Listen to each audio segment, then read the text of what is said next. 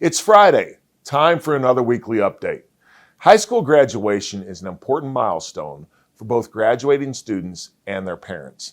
Knox County Schools are working on plans for this year's graduation ceremonies, which obviously have been completely disrupted by the COVID-19 pandemic.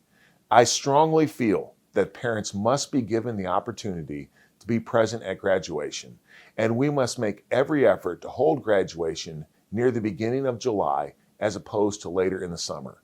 My office is committed to working with Knox County Schools to make those things happen and to ensure graduating seniors and their families have the best experience possible. Yesterday was National Day of Prayer. One of the greatest things about being an American is having the freedom to worship in whatever way we choose. Humans are complex, multifaceted beings. What makes us unique in the animal kingdom is that we have a spiritual component in addition to a physical body. Overall well-being includes your physical health, mental, emotional, and behavioral health, and spiritual health. So I encourage you to tap into your inner source of peace and strength through prayer and meditation. Speaking of mental health, May is Mental Health Awareness Month. We are recognizing this important issue by focusing on a different aspect of mental health each week throughout the month. Next week, we'll be talking about children's mental health. Positive mental health is essential to a child's healthy development. The Substance Abuse and Mental Health Services Administration created National Children's Mental Health Awareness Day to be celebrated in the second week of May to shine a spotlight on the importance of children's mental health.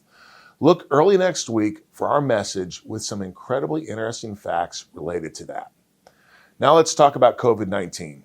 By now, we are used to seeing daily statistics, including the number of cases and, tragically, deaths.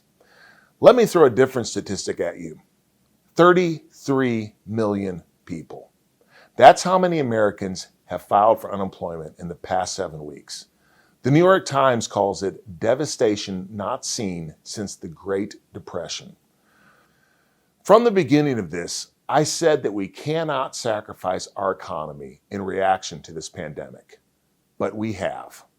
I have said that government should not be in the business of picking winners and losers or trying to plan the economy, but we are.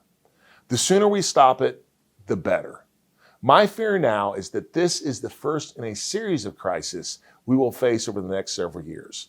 We have a serious public health issue that has perpetuated an economic collapse, which will result in a fiscal, monetary catastrophe and ultimately political upheaval.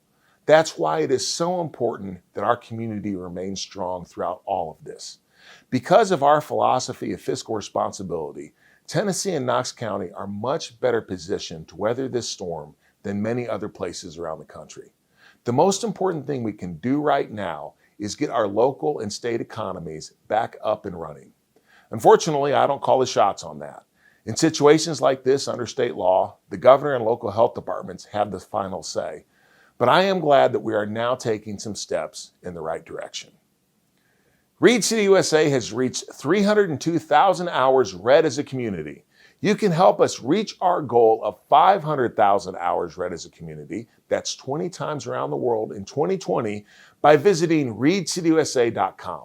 Download the Beanstack Tracker app on your smartphone, register using your Knox County Library card, and log your reading time, either in the app, online, or on paper. Then join us on our journey. Until next Friday, I hope everyone has a great week.